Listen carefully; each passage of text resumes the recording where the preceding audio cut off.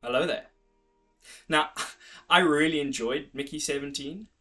Robert Pattinson, just as per usual, delivered an incredible performance in the role of Mickey. And I thought Bong Joon Ho, I really hope I pronounced that right, but I thought he did an excellent job in the director's chair.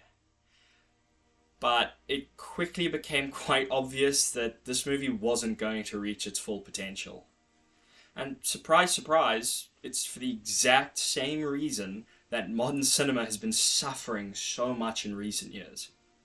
I mean, despite its strong performances and direction, the film stumbles in a way that has become just all too familiar in modern cinema by getting bogged down by political caricatures rather than just letting its sci fi premise shine.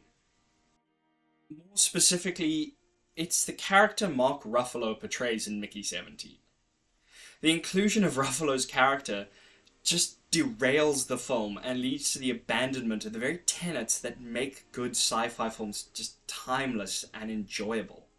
Because at its core, sci-fi works best when used to subtly reflect human nature rather than just directly mirroring current society and events. Science fiction stories allow storytellers to explore ideas about the future, about potential technologies and their impact on people, as well as more philosophical questions, such as, humanity's place in the universe. This utilization of fantastical concepts allows for a sense of wonder and escapism for the audience, as they just get taken on a journey to worlds or futures beyond their own. This futuristic setting allows sci-fi stories to delve into the potential implications of scientific and technological advancements, giving audiences a chance to ponder their moral and ethical consequences, while also still offering up a critique of present-day society and the very nature of humanity. To put it a bit more succinctly, a good sci-fi story gets the audience to think and question what they've seen, often leading to broad discussions on the topics presented within the story. While bad sci-fi stories tell you what they believe you should be thinking. Best sci-fi stories use their fantastical settings to subtly explore politics, technology, and human interaction with these forces, giving them a timeless, thought-provoking quality. Films like The Matrix, Blade Runner, and Children of Men all fit into this category. A good way to kind of illustrate this difference is to compare a good sci-fi story and a bad one. To that end, I'm going to compare an episode of modern Doctor Who, Arachnids in the UK, to George Orwell's seminal work 1984.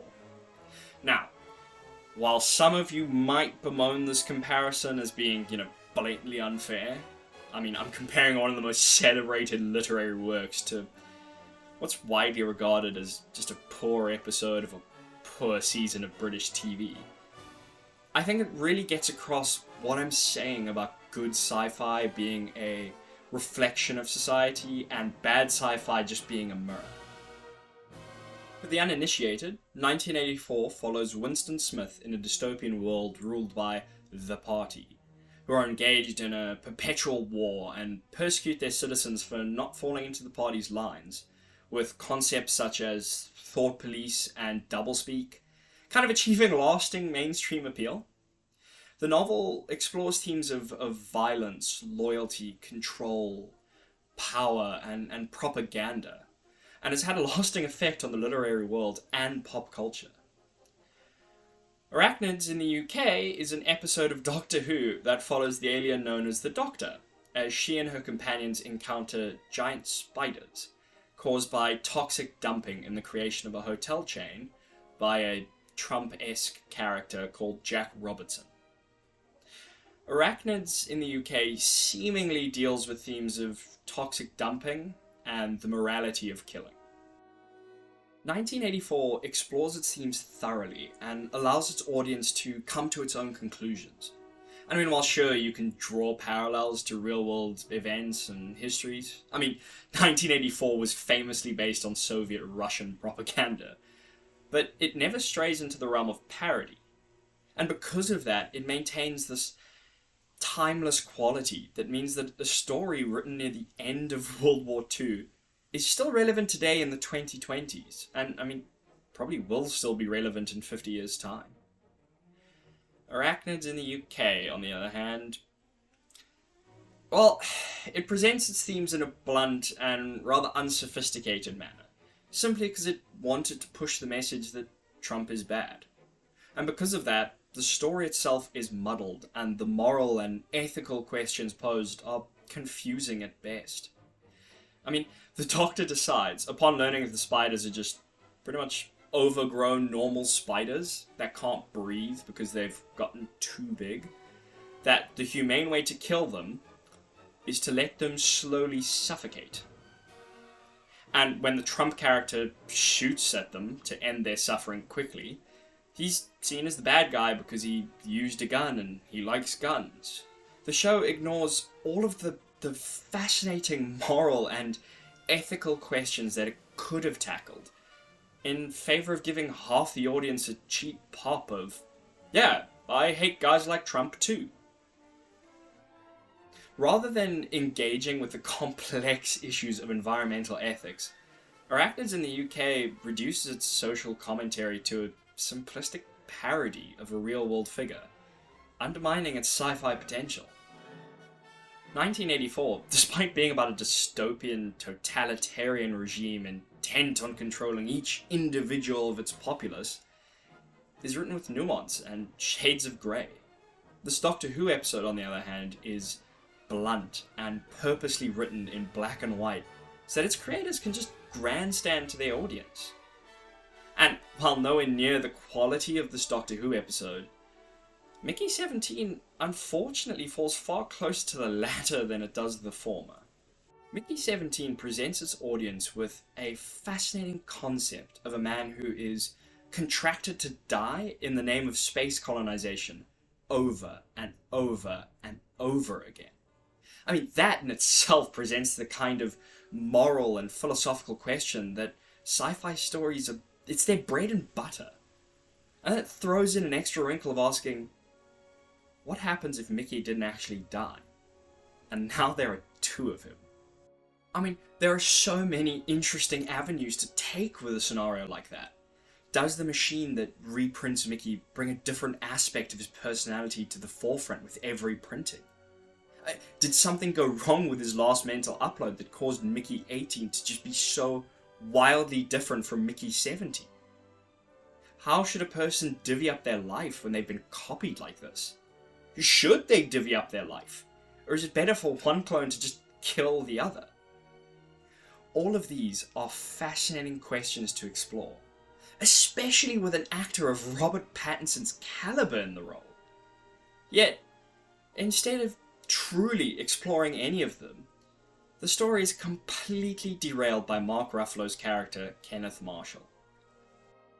Kenneth Marshall is so exaggerated as a Trump caricature, I mean, from his mannerisms to his appearance, that he just shatters the film's immersion, replacing sci-fi intrigue with just run-of-the-mill political parody. Instead of dealing with the complex moral and philosophical questions posed by the film, we're instead treated to how Mark Ruffalo sees Trump. Instead of focusing on Mickey and the journey both of his clones are going through, we're instead forced to focus on Kenneth and what a bad, manipulative person he is. It immediately destroys the sense of escapism the film worked so hard to create in the first place. And if you were to remove Kenneth Marshall from the movie entirely, you're immediately left with a more interesting movie.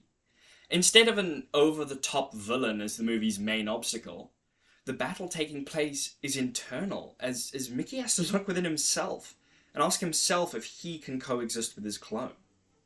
He has to ask himself if the clone has better qualities of character than this version of Mickey. And the film, it gets so close to asking these questions, but it gets immediately sidetracked upon the introduction of Mark Ruffalo. Rather than achieving a timeless sci-fi quality, Mickey 17 locks itself into a specific political era, make it feel more like a dated political statement than a lasting work of fiction.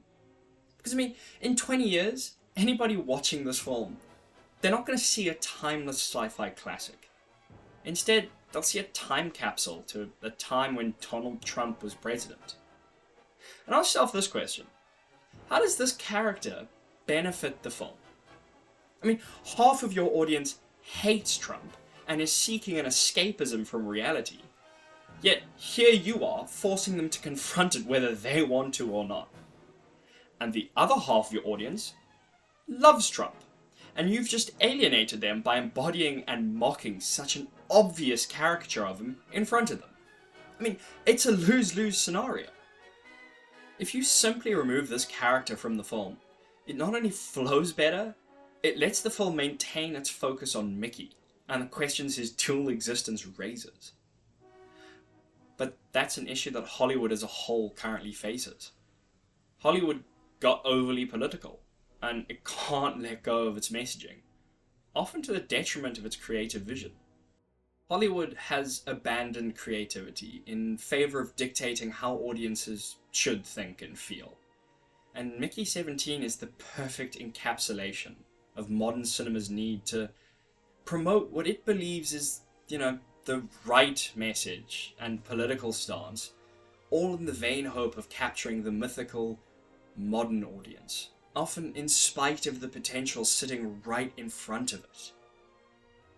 See, there's a belief that has encroached its way into the minds of the Hollywood elite, that there is this new audience out there, an audience that believes in the same ideology and political theory as Hollywood, and that this audience is so huge that to not cater to it is to invite catastrophe.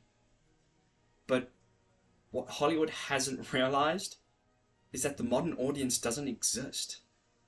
It's a fantasy born of a politically and ideologically divided social media that spoke truth to the often maligned words of Anakin Skywalker, all the way back in 2005, that if you're not with me, then you're my enemy.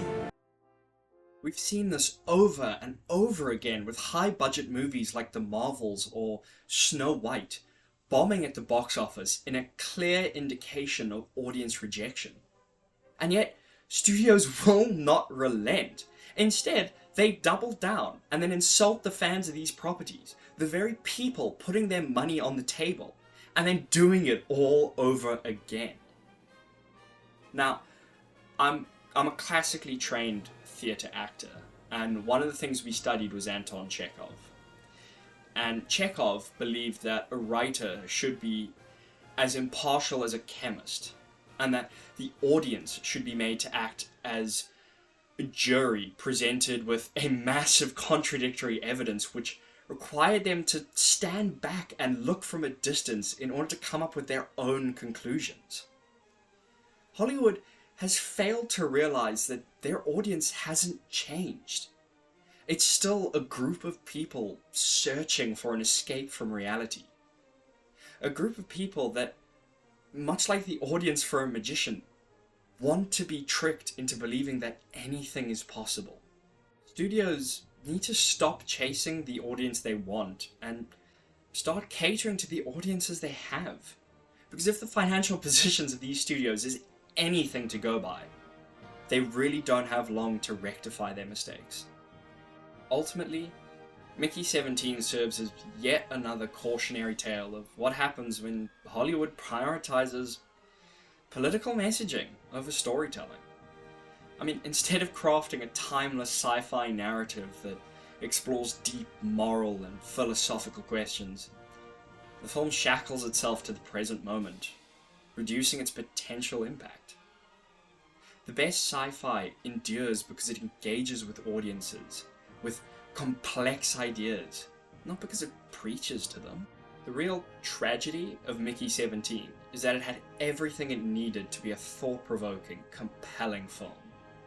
It had a fascinating premise, an exceptional lead actor, and a visionary director. But by anchoring itself to fleeting political caricatures, It sacrifices the very escapism that makes science fiction so powerful. This trend in modern cinema where ideological messaging takes precedence over organic storytelling, it's driving audiences away rather than drawing them in. If Hollywood hopes to regain the magic that once made it the home of unforgettable, generation-defining films, it needs to learn to trust its audience again. Instead of dictating what people should think, it should challenge them to think. Instead of mirroring reality too closely, it should reflect deeper truths about human nature.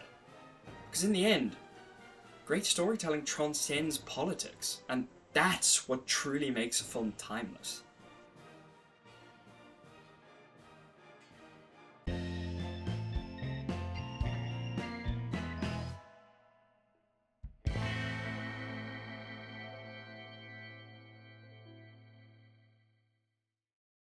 And Robert Pattinson is crushing it at the moment. I say at the moment. He's had a solid career off the back of Twilight that I think no one's... I mean, people are only now starting to give him credit for, you know? I really hope he gets more work. I think his films are sick.